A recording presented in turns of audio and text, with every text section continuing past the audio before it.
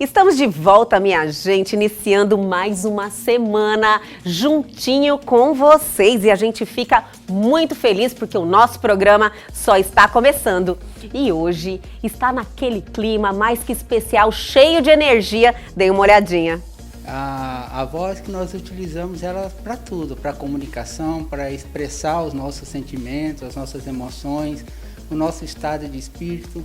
Ela tem muito a nos dizer também sobre o nosso estado de saúde, né? Então a voz é muito importante, né, doutor? Imagina, só quando a gente tem aquelas falhazinhas que fica um pouco rouca que você nota a importância e a falta que faz. E logo na sequência temos ele, Carlos Campelo, que está aqui toda semana no Elgue Você, contribuindo com a nossa vida e hoje em um tema muito especial, livre-arbítrio. Santo Agostinho, ele fez um estudo sobre livre-arbítrio e ele dividiu o livre-arbítrio entre liberdade e livre-arbítrio. Ele colocou o livre-arbítrio num quesito e falou assim, entre fazer o bem e fazer o mal. Eu tenho a liberdade de fazer o bem ou fazer o mal. A escolha é minha. Tudo isso e muito mais aqui no Elgue Você, que já está no ar.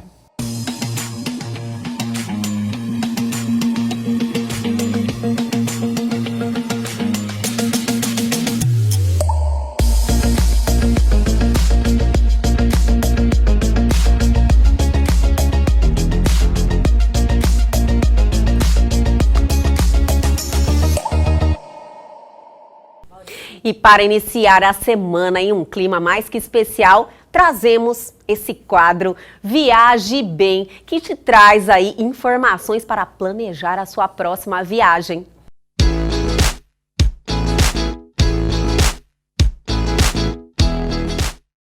E o nosso quadro de hoje te leva à Primavera do Leste. Ao contrário do que muitos pensam, o turismo em Mato Grosso não se resume à Chapada dos Guimarães, Pantanal e Nobres. A apenas 234 quilômetros de Cuiabá, a cidade de Primavera do Leste, além de ser um ícone do agronegócio, traz lagoas cristalinas que atraem turistas de todo o país. A Lagoa Encantada, ou Lagoa Azul, e alguns ainda dizem Lagoa da Lua. De aparência hipnotizante, a Lagoa Azul torna a cidade cada vez mais conhecida. O local atrai pessoas em busca de um belo mergulho para espantar o calor intenso da região ou que simplesmente querem ter o prazer de olhar com os próprios olhos o espetáculo natural. A atração fica a cerca de 25 quilômetros da cidade e é ideal para mergulhadores experientes que podem ter um auxílio de cilindro de ar comprimido para explorar as profundezas das águas, chegando a 10 metros na época das chuvas. O fundo de areias brancas se movimenta a partir de nascentes borbulhantes, contando ainda com grutas submersas, formações rochosas curiosas, raízes, caules, algas e vegetação marinha abundante. Um cenário fantasioso se abre no fundo da Lagoa Azul. É preciso lembrar que a lagoa fica numa propriedade particular, dentro da fazenda Onça Pintada, que limita o número de visita a apenas 40 pessoas por dia. Boa parte da estrada é de terra batida, porém em boas condições. Após 1 quilômetro de caminhada, a partir da porteira, se alcança o oásis em meio à plantação de algodão. As condições são propícias para a prática de flutuação, na qual a pessoa boia sobre a água com auxílio de coletes salva-vidas, proporcionando o equilíbrio perfeito para observar os pequenos peixes como tucunaré, traíra e cará com tranquilidade. O Rio das Mortes, que margeia Primavera do Leste, também é conhecido por suas águas revoltas e extremamente limpas, podendo realizar a prática de rafting. O esporte pode ajudar a cidade a se destacar no setor de ecoturismo. Também no Rio das Mortes ocorre uma das etapas do Festival Estadual de Pesca. Hoje, a maior força de Primavera do Leste é o turismo de negócios, que sempre deixa os hotéis lotados e movimentam a economia. Porém, como visto, existe também o turismo de natureza e outros segmentos.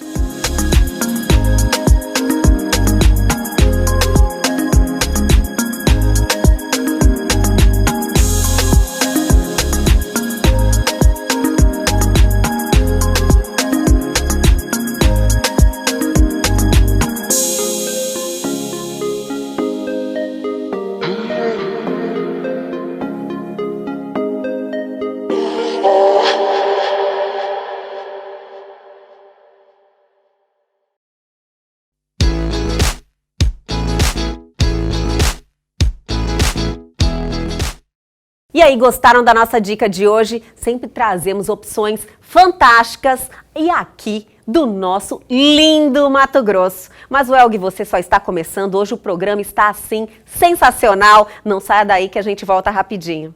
E agora em nosso programa Elga e Você, vamos ter um bate-papo sempre com muita informação, porque estamos aqui na Vida Diagnóstico e Saúde ao lado do doutor Henrique Leão Guedes, que é o otorrinolaringologista, né, doutor?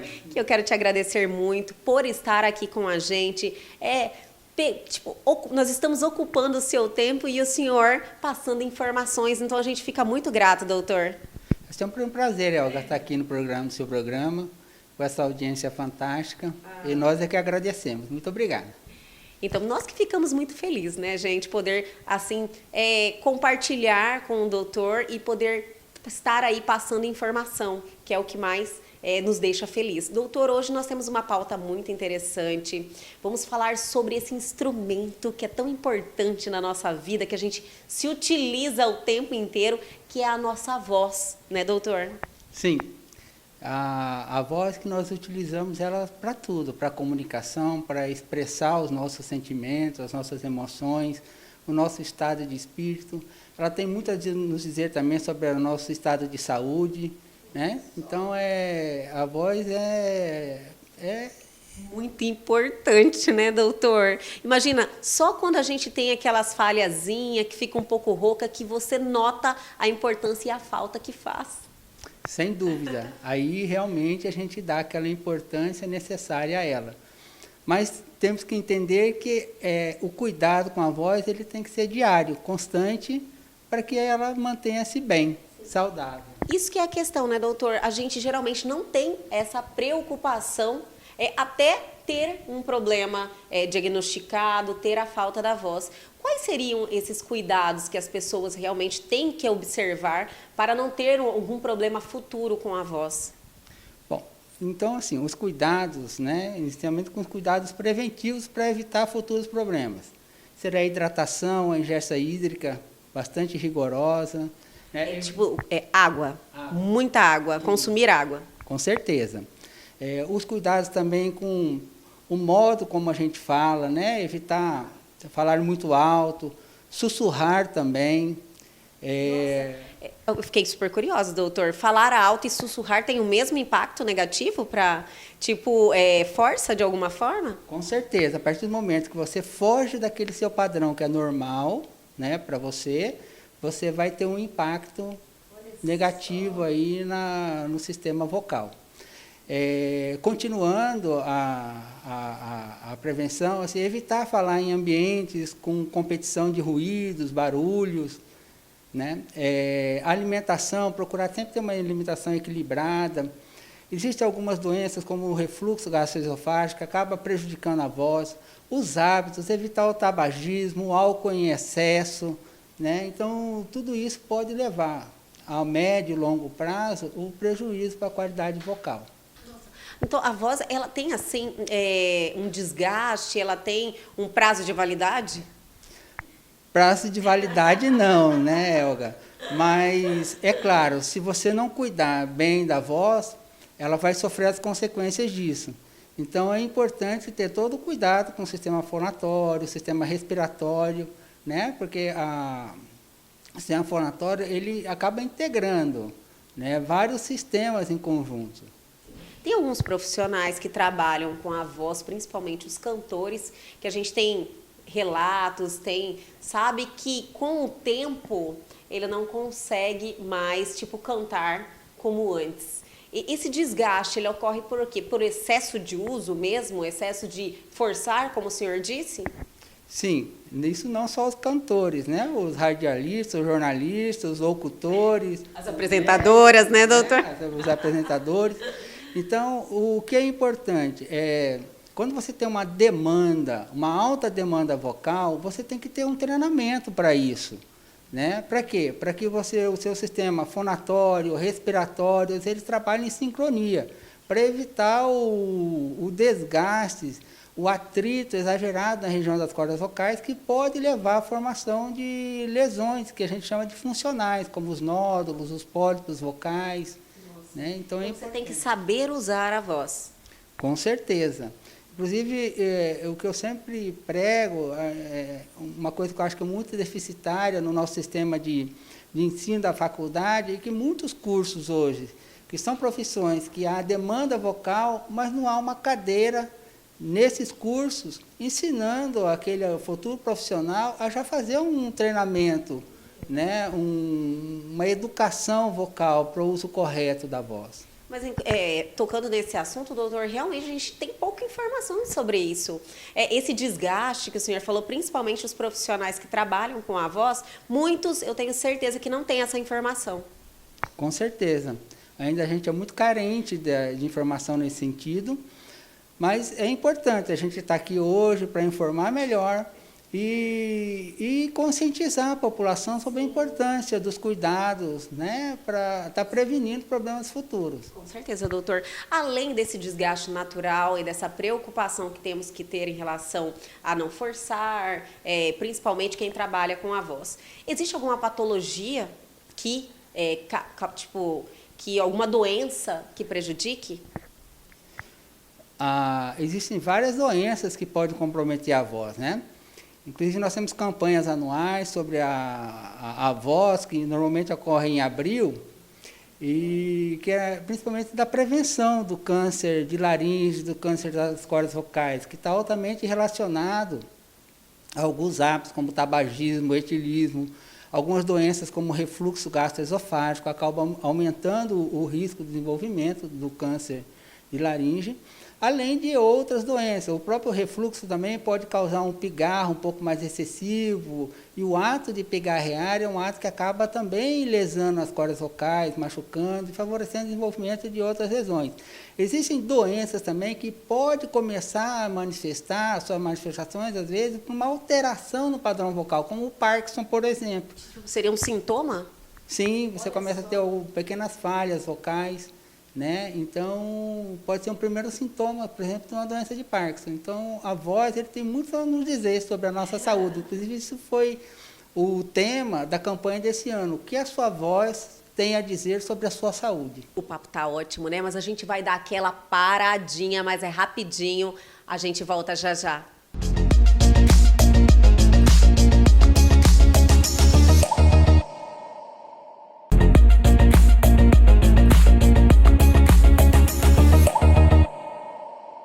Estamos de volta hoje com o doutor Henrique Leão Guedes, que é otorrinolaringologista, está dando aqui uma aula sobre voz e muito mais pra gente aqui no Elgue Você. Doutor, eu tive uma curiosidade, eu fiquei sabendo, não sei se procede, que muitos que se recuperaram da Covid tiveram algum problema com a voz.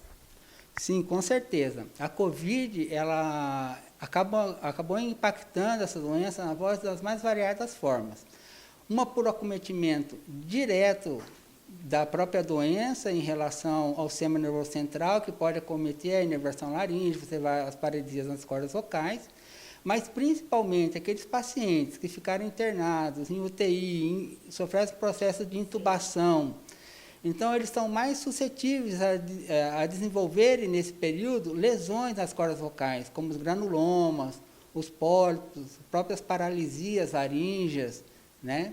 Então, e o processo também de recuperação acaba envolvendo o processo de recuperação da vocal também, porque você há uma diminuição do tônus e toda a musculatura, não só respiratória, laríngea, a gente precisa disso funcionando bem para que a voz se apresente com uma qualidade adequada. Tanto é que uma pessoa normalmente que sai enferma tem aquela voz mais fraquinha, mais leve, mais tenra, né? Justamente por isso, porque você tem uma musculatura que não está ali trabalhando de uma forma adequada. E o processo de recuperação envolve também o processo de recuperação de toda essa musculatura, podendo, às vezes, ser necessário um trabalho junto com um fonoaudiólogo para fazer as fonoterapias, né?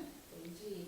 Então, a doença acaba acarretando, né, esse problema muscular, esse desgaste, e aí reflete na voz. Então, não é um problema diretamente da doença com a voz, né? Mas nós temos também o problema da doença no sentido de que o acometimento, às vezes, neurológico da doença pode afetar a inervação laríngea ali, que acomete que vai fazer aquela inervação, vai fazer o trabalho, o funcionamento de todo aquele grupo muscular. Então, você pode ter lesões que são mais consequências disso. E você tem as alterações causadas pelo próprio enfraquecimento de todo o sistema muscular, que você vai ficando debilitado, porque o que você não usa vai atrofiando. E tem um problema também, consequência do tratamento, que o processo de intubação também acaba causando lesões nas regiões da laringe. Tem pessoas que perdem realmente a voz, né? Com certeza. Bastante, né? E aí, assim, esse processo de recuperação é um processo que envolve a fisioterapia, a fonoterapia, né? O acompanhamento com o médico otorrino. Sim. Né? Inclusive, também o otorrino é muito importante em relação ao olfato, que muita gente que pegou a Covid teve esse problema com o olfato também, né, doutor? E existem várias terapias que ajudam a voltar 100% ou a próximo disso com o olfato. Porque muitas pessoas ficaram com esse olfato comprometido e muitas demoraram para voltar também, às vezes nem volta 100%. Isso aí é verdade? Sim, é verdade. Então, a Covid ela pode afetar o sistema olfatório, inclusive como um primeiro sintoma, às vezes, da doença. Muitos pacientes apresentam como primeiro sintoma a perda do olfato, e essa perda ela pode acontecer de uma forma temporária, tá? Ela pode ser mais rápida ou mais duradoura, e ela pode ser total ou parcial. Na grande maioria das vezes, ela tem um tempo e há um restabelecimento total do olfato. Mas existem alguns pacientes que podem ficar com uma certa sequela, o restabelecimento não ser total, e uma pequena parte dos pacientes com uma perda mais... É difícil você falar em definitiva, porque nós temos muito pouco tempo de doença ainda, né? Não tem como garantir nada ainda, né, doutor? Mas, assim, alguns pacientes que já têm, às vezes, uma perda mais total de um tempo mais prolongado. E a gente tem alguns tratamentos que são instituídos, às vezes, na fase da doença, né? Que aí o médico acompanha o paciente, normalmente já está habilitado a fazer, normalmente usa às vezes de corticoides, né? E o tratamento, aqueles pacientes que não recuperam, não conseguiu de alguma maneira recuperar o olfato, o treinamento olfatório, que seria reeducar novamente o sistema olfatório para estar reconhecendo os odores. Que são as essências, né? Alguns tipos de cheiros que ajudam você a recuperar esse olfato, né? É tipo o cérebro entender novamente. Isso, o cérebro voltar a reconhecer aqueles odores que já são conhecidos, né? Então, normalmente, o treinamento a gente usa uma quantidade aí de 7, 8 odores, mais ou menos, as pessoas ir fazendo aquela inalação, aquele cheiro, normalmente concentrando o pensamento naquele olfato que já era conhecido, né? para tentar fazer novas vias e conexões nervosas aí e voltar essa percepção daquele odor e o reconhecimento dele. E está dando resultado? Tem muitos pacientes que têm um resultado muito bons que um tratamento olfatório com... Porque a perda do olfato realmente deixa a gente muito vulnerável, né, doutor? E não tanto na questão, lógico, psicológica, que te deixa um pouco depressivo, mas também na questão de proteção, né? Que é muito difícil. Você realmente não tem percepção no ambiente, se tem algo queimando. Então, realmente, a perda do olfato é algo que deixa a pessoa muito vulnerável. Com certeza. O olfato acaba sendo um sistema, como você disse, de proteção do organismo. De forma que um cheiro de queimado já vem um alerta. Às vezes, dependendo do ambiente, se você tiver um produto ali, que seja um produto químico, que cause, que possa causar, às vezes, uma contaminação, essa falta dessa percepção do olfato pode deixar a pessoa mais suscetível a intoxicações, a envenenamentos, né, a uma queimada, você não perceber ali que está ocorrendo aquele fenômeno, né?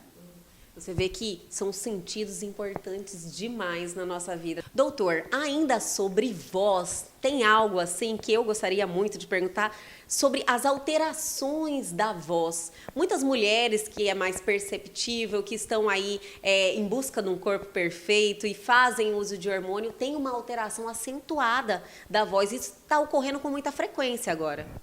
Sim, com certeza, Elga. Isso é um ponto importante que eu acho que tem que ser esclarecido para as mulheres, porque o que acontece? Quando você faz o uso do hormônio masculino para ganhar massa muscular, aumento da hipertrofia muscular, você acaba tendo um aumento da massa muscular na região da laringe, das cordas vocais, porque ali é músculo, né? A corda vocal é músculo.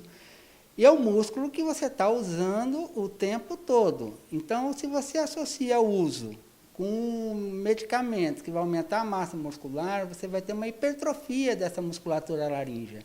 Então, aí você passa a acontecer uma alteração nessa qualidade de voz, passando a uma voz mais masculinizada, uma voz mais grossa.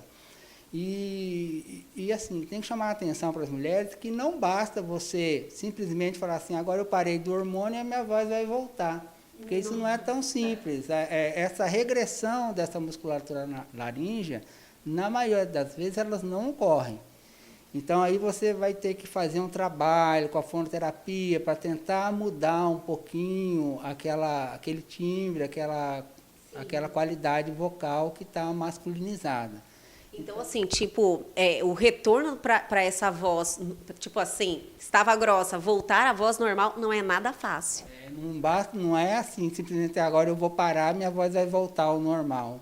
Normalmente, se você não fizer nenhum trabalho fonoterápico, provavelmente ela vai ficar masculinizada mesmo. Tipo, pro resto da vida mesmo não tomando mais o hormônio? Normalmente, sim. Doutor, isso é um problema muito sério, né? As pessoas realmente têm que ter essa atenção.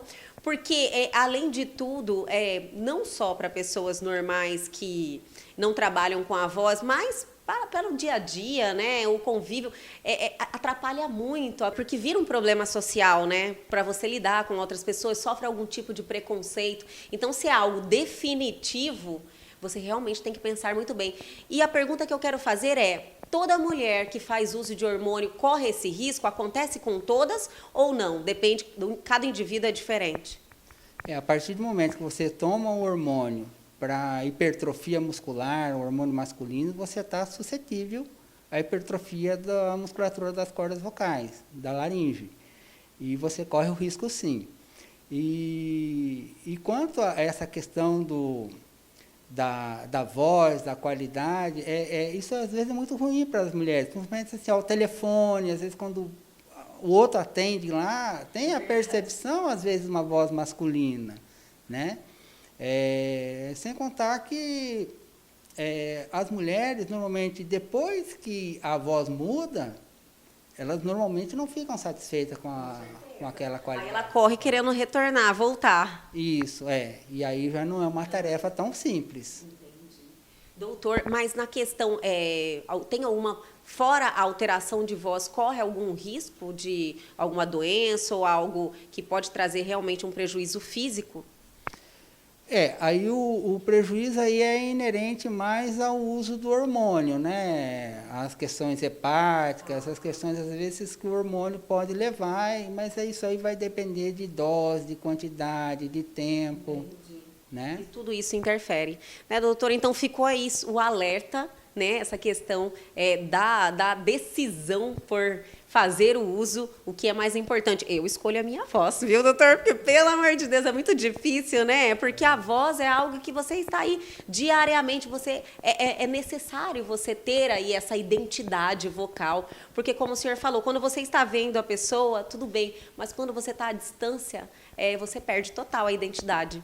Com certeza, como você disse, né? A voz é a identidade da pessoa, é o cartão de visita, né? Então, precisamos cuidar dela com bastante carinho, né? Doutor, eu quero te agradecer por esse bate-papo, por estar aí compartilhando dos seus conhecimentos comigo, com os nossos telespectadores. A gente fica muito feliz e logo, logo a gente volta aqui, porque temos uma pauta especial sobre labirintite, né, doutor? Que eu estou muito curiosa. Sim, com certeza, Eu quero depois trazer para vocês um exame novo que nós temos, que não causa a tontura, né? Aquela tão desagradável tontura que normalmente causa nos pacientes. As pessoas têm medo de fazer o exame, né, doutor? Por causa dessa tontura, e agora está sanado esse problema. Sim, com certeza. Nós temos um Verrite que veio contribuir muito no auxílio do diagnóstico das labirintopatias e sem aquele incômodo, sem o transtorno da tontura, né? Que notícia boa, né, minha gente? Mas vocês vão esperar um pouquinho que logo, logo eu volto aqui para conversar com o doutor Henrique. Ele vai contar tudo. Doutor Henrique, muito obrigada mais uma vez e até a próxima. Eu que agradeço. Até lá. E o Elgue Você de hoje continua. Nós só estamos começando. A gente volta rapidinho com mais uma entrevista sensacional, mas lá em nosso estúdio.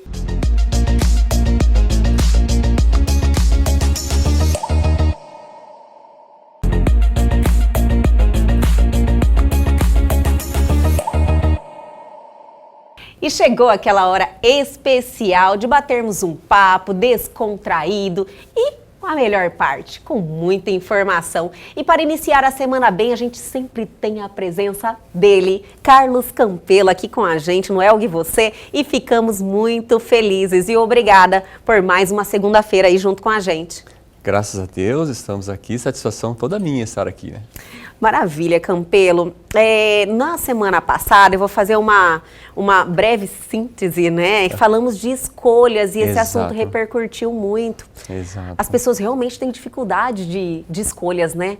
Quando tem uma diversidade, tem muitas opções, como você falou. Fez muito sentido para muita gente. Tenho certeza que sim.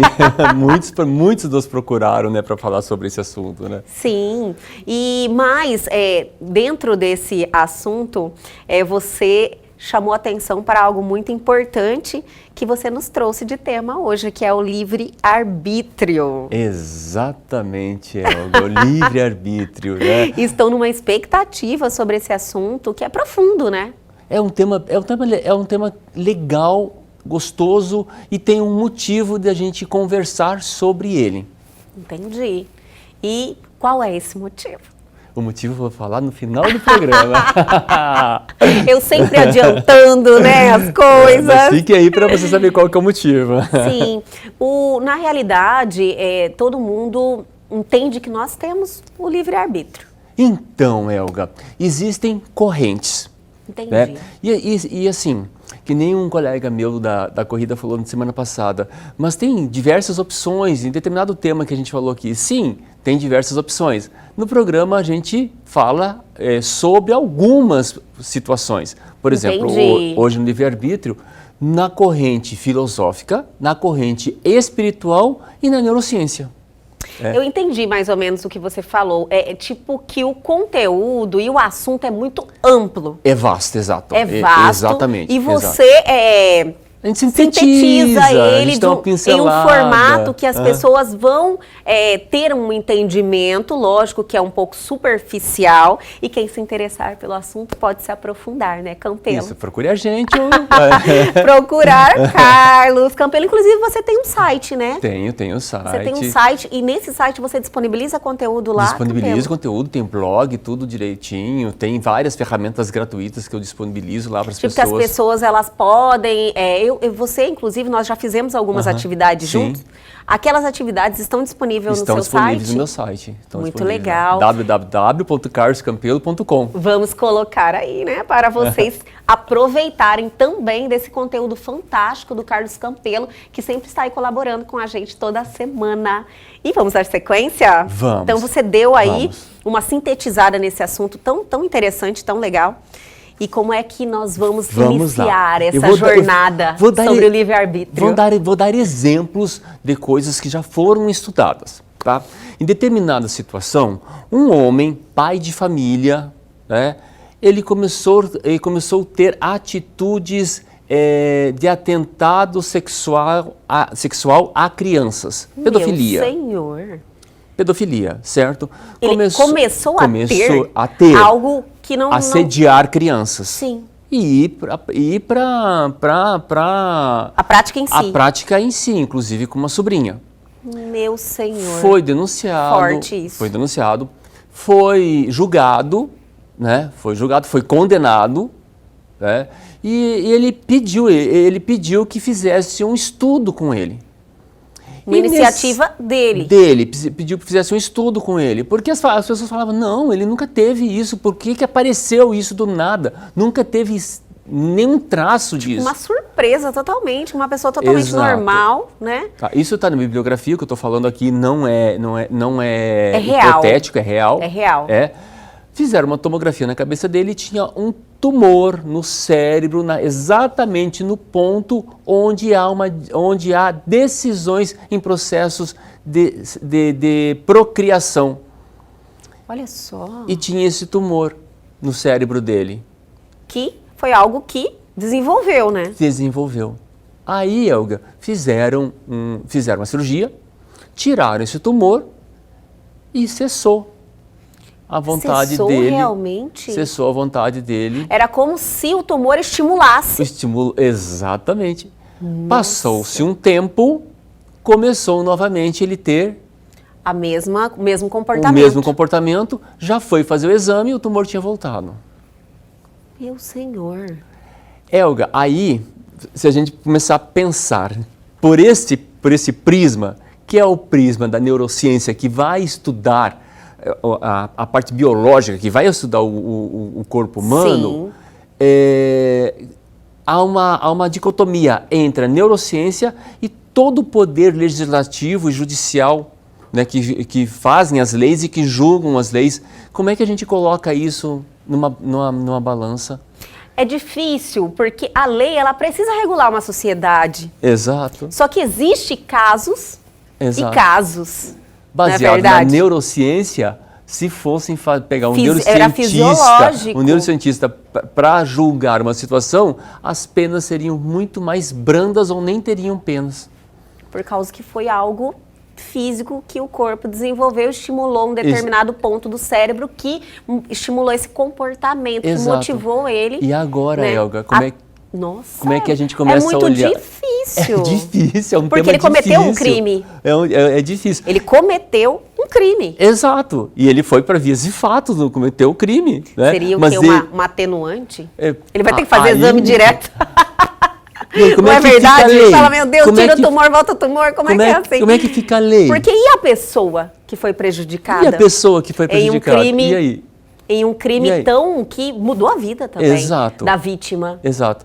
Então, né, ele teve livre-arbítrio para escolher entre fazer ou não fazer? Não dependeu dele. Difícil mesmo analisar isso. É complicado. Inclusive, para os estudantes de direito tem um estudo que... Mas mesmo a questão dos incapazes. Eu acho que entraria mais ou menos por ali. Porque pessoas que são incapazes, que têm algum problema mental, por exemplo, que comete algum tipo de crime, por exemplo, eu acho que ele entraria Esse aí, mas analogicamente. Esse aí já vem de um pressuposto que já se sabe que a pessoa tem. Tem, isso é verdade. Também. Olha que é uma coisa delicada, né, Campelo? Delicadíssimo. É delicado. Não tem aquela questão das pessoas ficaram presas numa caverna, que os estudantes de direito têm que depois decidir quem está certo e quem está errado. E lá dentro da caverna, eles iriam morrer de fome. E aí eles decidiram tirar na sorte quem queria se sacrificar para servir de alimento para os demais. Isso vira um filme, não tem um filme? É um livro. É um livro? É um livro que tem os estudantes de direito, eles têm que estudarem, passarem por esse dilema, né? Me conta um pouquinho. Então, eu já ouvi falar, mas não li ainda. Sei bem por cima sobre. É um livro fininho, é curta a história. Aí a pessoa que vai sortear, que deu a ideia, sorteou. E quem caiu? Ele mesmo. Aí, quando ele viu que era ele desistiu. Olha só. E aí os outros foram e mataram ele porque eles iam morrer. Mataram ele. E aí?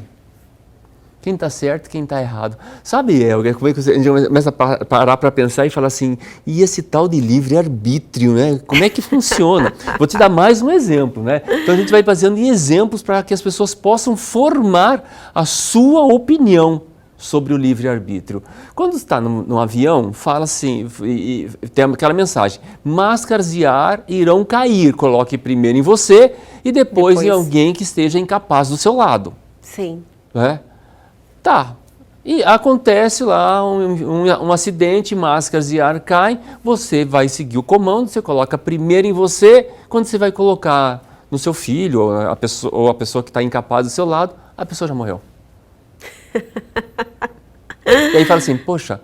E aí, eu me salvei, não salvei ele. Eu poderia ter feito ele primeiro. Mas tudo depende de uma situação, porque a criança talvez não tenha a mesma, né? Ué, se você tá com seu filho, depende da idade. Tudo depende. Tudo depende. Você viu que tudo depende? Tudo depende, meu Deus do aí céu. vem o livre-arbítrio. Como é que, se tudo você depende, vê a dificuldade. como é que vê que é o livre-arbítrio? Como é difícil julgar. Exato. Santo Agostinho, ele fez um estudo sobre livre-arbítrio e ele dividiu o livre-arbítrio entre liberdade e livre-arbítrio. Ele colocou o livre-arbítrio num quesito e fala assim, ó, entre fazer o bem e fazer o mal. Eu tenho a liberdade de fazer o bem ou fazer o mal. A escolha é minha. Né? Eu também estou sendo bem sucinto, porque o estudo dele também é enorme. Né? Eu entendo. Mas ele colocou o livre-arbítrio apenas a questão entre eu escolher fazer o bem ou fazer o mal. Não assim, hoje eu vou vestir laranja, ou maravilhoso, né? assim, lindo. Eu também amei né? o look, minha gente. Ou Maria azul. Zestilo arrasando, que também está muito bem. Você, Campelo, está arrasando. O azul. Então ele deixou para um quesito um pouco mais amplo, um pouco mais específico, né, entre fazer o bem e o mal. Inclusive nesse estudo, a gente não vai adentrar em religião, mas nesse estudo ele colocou assim, se Deus criou o homem e Deus deu a liberdade do livre-arbítrio, se a pessoa não escolher Deus, Deus não pode crucificar esse homem, julgar esse homem. Lógico. Tu tá vendo que é difícil. É difícil. Então, mas tem nesse estudo, se você quiser se aprofundar mais, né, pega Santo Agostinho, você vai entender, ele disseca esse assunto no termos da religião. E no termo da filosofia tem o determinismo. Que o determinismo fala, olha, a lei foi posta, a lei está colocada dessa forma. Então, se a lei está colocada dessa forma e você tem que seguir a lei, você, então, está tomando atitude com base no que a lei está falando que você pode. Né? E na lei fala que teu direito termina quando começa o do outro. Então, quer dizer, o meu livre-arbítrio tem um limite. Para isso foi feito um estudo. Olha só. Tudo é baseado em estudos para começarem a entender, né? A entender o processo. Na neurociência foi feito um estudo, também no cérebro, para a pessoa apertar o botão direito, apertar o botão com a mão direita ou com a mão esquerda. Quando a pessoa decidia qual mão ela iria usar, a direita ou a esquerda, para apertar o botão, o cérebro já tinha decidido antes de ir para o consciente dela. Gente, mas como que eles identificavam isso? Não, é com estudos, com eletrodos, Lógico, fazendo estudos tipo, na pessoa, identificando onde que estimulou o movimento, onde que estimulou o processo de movimento. Mas não é todo um sistema? É Não todo tem que um ter sistema. primeiro o cérebro para você ter o movimento? É todo o sistema, exato. Tem primeiro o cérebro. Então Sim. o cérebro, ele decidiu, aí foi para a mente consciente para decidir o direito e o esquerdo. Então o cérebro já tinha decidido antes dele ter tomado atitude. Sim. E aí a neurociência fala que a gente traz dentro de nós genes que vêm dos nossos antepassados. Isso já está comprovado. Como se fosse algo que decidisse por nós? Que já traz dentro desses genes cultura, experiências, então, como vivências, se o cérebro fosse diferente do seu sentimento. Medo, exato. Entendi. Medos que já trazem dentro da gente, quando criança, que já trazem aquilo que a gente vai retroalimentando com experiências familiares, sociais, que vai retroalimentando. Em determinado momento, eu acredito que eu estou tomando uma atitude por livre e espontânea vontade minha. Mas não é. Já vem isso arraigado dentro de mim, de uma experiência. Outra experiência. Peraí, eu fiquei assim, indignada com essa. Indignada, minha gente. Sério, antes de você falar a próxima, já vamos segurar e deixar nossos telespectadores curiosos também. A gente volta rapidinho, vamos fazer aquele intervalinho.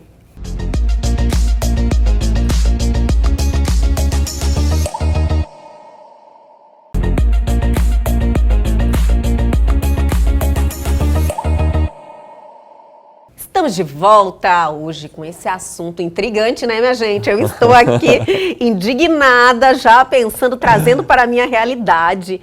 Nossa, que assunto legal, livre-arbítrio, né? É muito interessante e vou dar mais exemplos, como eu falei para você. Olha só, foram psicólogos que fizeram, tá? Colocaram um grupo de pessoas lendo textos baseados em determinismo, que é o seguinte: a lei está posta. A lei fala que você tem que seguir ter tal comportamento, ter tal atitude, e outras pessoas foram colocadas dizendo que o livre-arbítrio era realmente uma escolha sua, ele estava mais no campo da sua própria decisão, que era uma coisa muito pessoal e estava muito no instinto de cada um. Sim. Então, colocaram material para um ler e outro material para outro ler, sem as pessoas entenderem que material, o sentido do material, tá? O conteúdo do material. Juntaram todas as pessoas para fazer uma prova. E a prova consistia da seguinte forma: se você apertar o botão, vai vir a resposta certa. Mas a gente sugere que vocês não apertem o botão para responder as provas. Colocaram todos na mesma sala para fazer o teste. No final, eles foram fazer uma pesquisa e perceberam que as pessoas que elas tinham o livre-arbítrio entre escolher ou não escolher, entre fazer ou não fazer, elas apertaram o botão mais do que as pessoas que estavam lendo os textos mais deterministas, que a gente segue um padrão que foi colocado, determinado pela cultura, pela sociedade. Algo assim meio que imposto. Meio que imposto. Elas seguia a ordem. Seguia a ordem. Né? Então as pessoas apertaram mais o botão nesse sentido, deixa a pessoa assim, um pouco mais livre. Exatamente. O determinismo, nesse caso, ele coloca uma questão de culpa, ele cria na pessoa uma questão de culpa. Olha, se eu fizer isso, eu estou fazendo uma coisa, estou infringindo a algo, lei. Estou errado. Estou errado. Né? E quando fica no livre-arbítrio, não, está na minha escolha. Eu me livro da culpa. Eu me livro da culpa, faço se eu quiser, está na minha responsabilidade. Né? Na verdade, nem pensa na responsabilidade. Você vê que tudo realmente está dentro de nós. Está dentro. E aí vem a corrente dos filosóficos falando da necessidade do determinismo dentro de uma sociedade, de ter leis. Né? Justamente para reprimir mesmo certos comportamentos. para apaziguar, né, a sociedade em determinado... O medo do ser humano, né, da sua natureza humana. Exato. E se a gente... complicado. É complicado. E se a gente vive com base dessa forma, que a gente vive com base no campo relacional, intelectual, que o determinismo nos coloca, então onde que fica o nosso livre-arbítrio?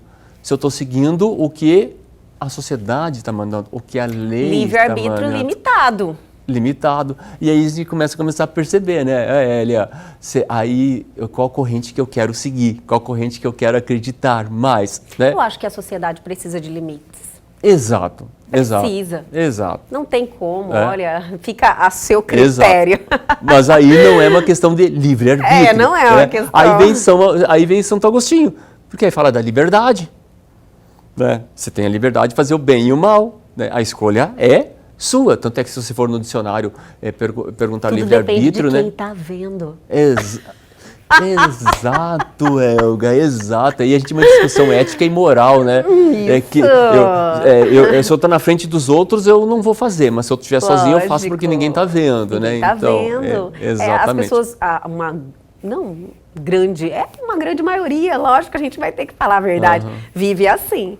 Tudo depende tem de uma quem está expressão vendo. chamada falso moralismo, né? Na frente dos Bastante outros usadas. fala uma coisa, né? Mas Isso. na hora que está sozinho, o que vai fazer... O que você é quando ninguém está vendo. Exato, Isso Elga. realmente é o que manda você com você mesmo. Porque às vezes ninguém está vendo, mas você sabe. Exato. Não é verdade? E aí, Elga, dentro desse você sabe, tem mais um exemplo. Vamos dizer o seguinte, você mora numa casa, você tá saindo com o seu carro da garagem, aí você para na calçada para entrar na rua, aí você fala assim, será que eu fechei ou não fechei o portão?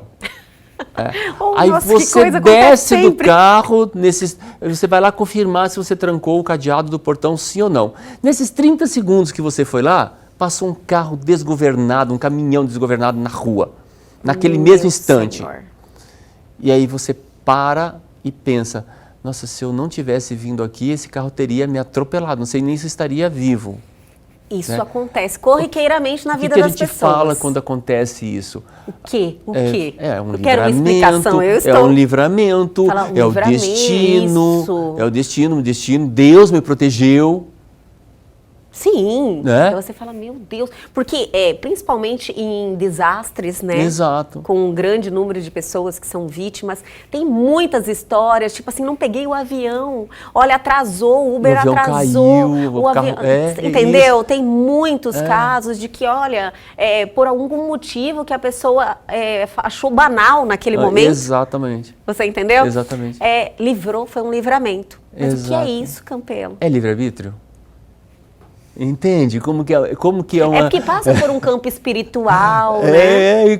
Aí você fala assim, não, isso é providência divina. Se é providência divina, então se Deus determinou isso para mim, então não fui eu uma escolha minha. Aí você começa a compreender que discutir o livre-arbítrio é uma coisa que dá pano para manga, vamos dizer assim? Muito pano para manga. Campelo, você...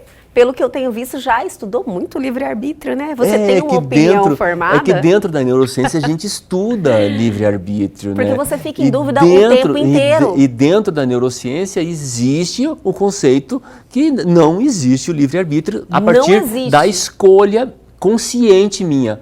A minha escolha já vem lá do meu subconsciente, que ainda não trouxe para o consciente, que eu ainda não decidi, eu ainda não percebi se eu vou para a direita ou se eu vou para a esquerda. Se eu vou usar laranja, se eu vou usar azul, né?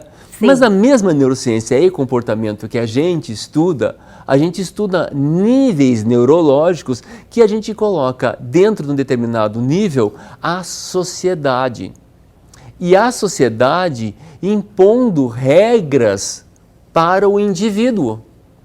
Que esse indivíduo vai gerar dentro dele crenças, capacidade, comportamento e que vai interagir no ambiente. Nossa, eu fui tão longe com essas suas pontuações, né? Em relação, às vezes, a gente também... você acredita que a gente tenha uma capacidade que talvez não seja muito desenvolvida em nós, numa proteção, talvez? Pode ser de você mesmo? Sim, pode ser que sim.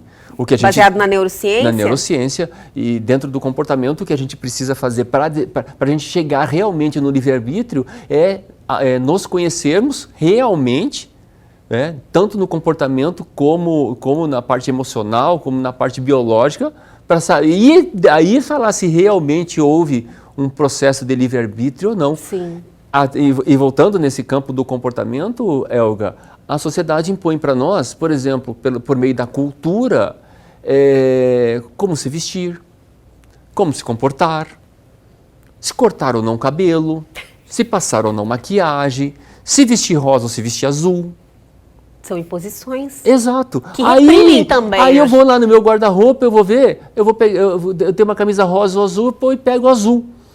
Mas será que foi eu que decidi pegar azul? Ou será que isso já estava plantado na minha cabeça que, olha, o homem tem que vestir azul e não vestir rosa? Sim. E aí onde que fica o livre-arbítrio? Você consegue compreender que é uma linha muito tênue, nesse processo de você decisão? saber se você está usando ou não. Né? Mas eu gosto, Elga, da definição de Santo Agostinho. Você gosta? Eu gosto da definição de Santo Agostinho. Estudei neurociência, estudei comportamento, sei nisso. E dentro do estudo dele, dos livros dele, ele fala assim que para ter a harmonização social, para manter a harmonização social, o conceito do livre-arbítrio ele é importante. E as pessoas que estudam o livre-arbítrio, que falam sobre o tema, que conversam, que discutem sobre o tema, elas têm a tendência de serem pessoas mais bondosas, mais amáveis, de julgar menos.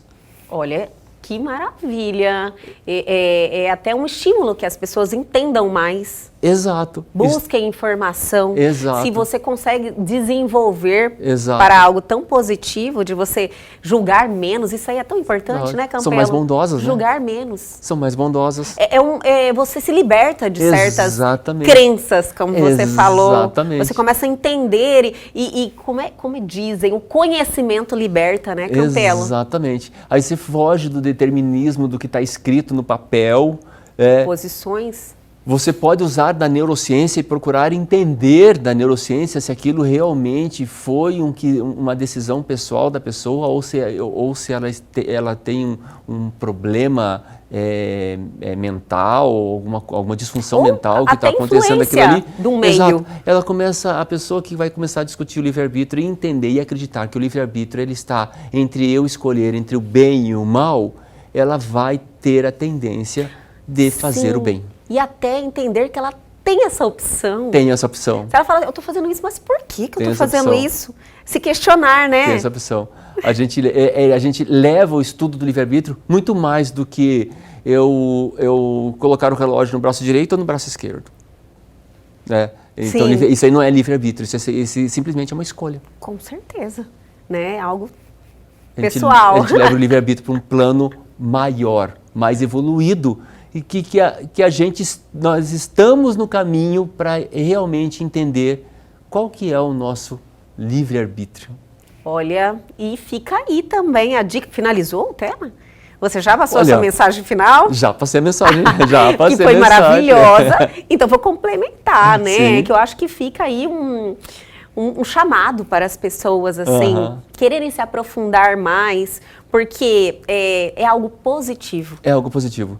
Discuta, converse, leia, vai procurar no dicionário o que significa livre-arbítrio. Sim. Vai, e isso estimula o bem nas pessoas. Ai, que maravilha. E é esse o nosso propósito aqui. Esse é o nosso propósito. Que as pessoas evoluam e melhorem cada vez mais, né, Campelo? Exatamente. O conhecimento liberta e, com certeza, quanto mais você está em busca disso, uma melhor pessoa você se torna. Com certeza, Elga. Ai, que maravilha. Adorei o nosso tema. Eu sabia que ia ser fantástico o livre-arbítrio. É curioso, por mais que você fala muito, a gente conhece pouco. De verdade, não é verdade? É verdade. Você fala, todo mundo fala livre-arbítrio, mas vai lá, não sabe direito o que é. Exatamente. Estude mais, pesquise mais.